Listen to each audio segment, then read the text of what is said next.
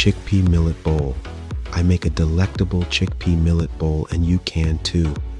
This healthy plant-based meal is easy to make and under 10 minutes to prepare if your beans and millet are already pre-cooked.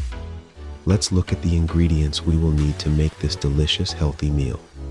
Note, this is for one serving, therefore double or triple the ingredients for 2 to 3 servings and so on.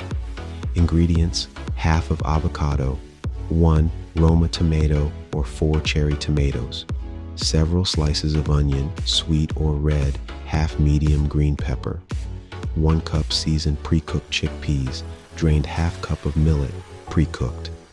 Instructions: chop up the half avocado, tomatoes, green pepper, and sliced onion. In a bowl, add your millet, add your pre-cooked chickpeas, then add the chopped avocado, tomatoes, green pepper, and last but not least, the chopped onion. That's it. Serve and enjoy. I'll leave the recipe on screen for a moment if you need to pause the video.